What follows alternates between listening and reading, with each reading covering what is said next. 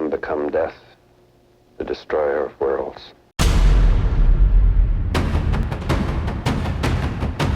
At 8:16 a.m. on 6th August 1945, a nuclear bomb destroyed the Japanese city of Hiroshima. The destruction killed 80,000 people and more than 35,000 were injured. And this man was the creator of the deadliest weapon ever known to mankind, which also altered the course of World War II. He knew the world would not be the same. Few people laughed. Few people cried. Most people were silent. This is a national emergency. Detonator charged. Now, decades later, Christopher Nolan's film Oppenheimer tells the story of Julius Robert Oppenheimer, the legendary physicist who developed the bomb. But did he really live to regret it?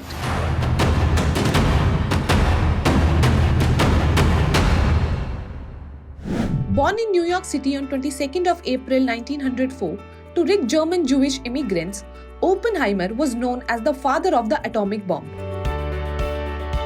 By the age of 9, he read philosophy in Greek and Latin and was obsessed with mineralogy. Later in 1922, he attended Harvard University to study chemistry. Although he graduated top of his class, his love for physics drew the young Oppenheimer down a different scientific path. He then went to Cambridge to graduate in physics and subsequently worked under Nobel Prize winner J. Thomson, where he began his atomic research. The young physicist soon rubbed shoulders with the greatest scientific figures of his age, including Max Born, the renowned German physicist. And Oppenheimer's academic work in advanced quantum theory predicted the existence of neutrons and the black hole. He was a voracious reader and a quick learner. Other than science, he learned Sanskrit, studied religion, and aligned himself with many progressive causes. Oppenheimer was strongly influenced by the teachings of the Bhagavad Gita and reportedly kept a copy of it near his bedside. In fact, in 1933, he even learned Sanskrit so that he could read the book in its original text. And when asked by Christian Century magazine to name the top 10 books that shaped his vocational attitude and philosophy of life, Oppenheimer listed the Gita along with Shakespeare's Hamlet and T.S. Eliot's The Waste Land. Meanwhile, in 1929, Oppenheimer returned to teach theoretical physics at the University of California, Berkeley, and inspired many youngsters. He was nominated for the Nobel Prize for Physics 3 times, in 1946, 1951 and 1967, but never won it once. Oppenheimer began to awaken politically in the 1930s and realized that Hitler's Nazi Germany could well develop the world's first nuclear weapon. And as war broke out across Europe in September 1939, America watched with a fearful eye. After the US joined the Allies in 1941, Oppenheimer was tasked to lead the top-secret Manhattan Project, where the aim was to develop a nuclear weapon. Oppenheimer's superiors were impressed by his wide-ranging knowledge, ambition, and ability to work with and inspire other scientists. So in 1942, General Leslie Groves invited him to become the scientific director of the $2 billion project. After Oppenheimer selected a location in Los Alamos, New Mexico, the US Army went about constructing a series of laboratories there. The best minds in physics across America and Europe were brought to Los Alamos and tasked with creating a bomb like the world never have seen. Los Alamos Laboratory was initially the Los Alamos Ranch School, a private boys' school near Santa Fe. Oppenheimer was the emotional and intellectual heart of the Manhattan Project, and more than anyone else, he had made the bomb a reality in just 3 years. Then came the time to test the first nuclear bomb, which announced the birth of the atomic age. On July 16, 1945, Oppenheimer and others gathered at the Trinity test site south of Los Alamos for the world's first attempted nuclear blast. It was a tense moment. The scientists knew that the bomb they had nicknamed Gadget would shape the future of the world. The anxious Oppenheimer watched from a control bunker as the world's first nuclear explosion erupted. After the bright flash of light, it was observed that Oppenheimer breathed a huge sigh of relief as his team had done it. Conducted in secret, the test worked.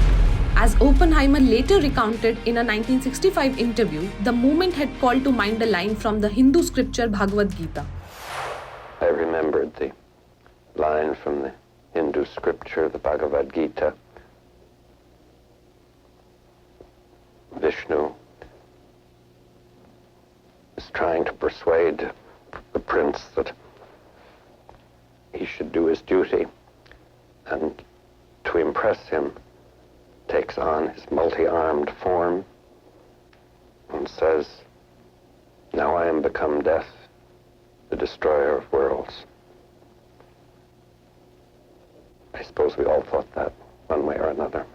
The technology that Oppenheimer helped develop served as the basis of Little Boy and Fat Man, the two nuclear bombs that blasted the Japanese cities of Hiroshima and Nagasaki less than a month later. The bombs caused catastrophic devastation, flattened the two cities and killed more than 2 lakh people, including many who suffered for weeks and months due to exposure to high levels of radiation. The bombings effectively ended World War II as Imperial Japan surrendered. But witnessing the destructive power of the bomb that Oppenheimer helped invent made him question the morality of what he had done. Oppenheimer was said to have been distraught that the bomb was used twice, believing the second bomb was unnecessary. Only 11 days after the bombings in Japan, Oppenheimer urged then US President Harry S. Truman to ban nuclear weapons. Oppenheimer felt that he had blood on his hands, but Truman was worried about Soviet Union aggression, so he didn't pay heed to it. In the years that followed, Oppenheimer became an outspoken advocate for nuclear disarmament. His opposition angered many within the US military establishment. As a result, the technocrat of a new age for mankind, Oppenheimer was branded as a traitor. He lost his security clearance at the Atomic Energy Commission after a high-profile trial in 1954. While he would continue to write and speak against nuclear weapons, he had effectively lost his political influence. In this period, he wrote to the then Prime Minister Jawaharlal Nehru, urging him not to sell thorium to the US in case it would be used for destructive ends. He also received an offer to settle in India from Nehru through his friend Homi Jahangir Bhabha, which he declined. Oppenheimer was diagnosed with cancer of the throat in mid-1966. After unsuccessful treatment, the globally celebrated physicist lost his battle with the terminal disease on 18 February 1967. And it was only in 2022, 54 years after his death, that the US government nullified its 1954 decision and affirmed his loyalty.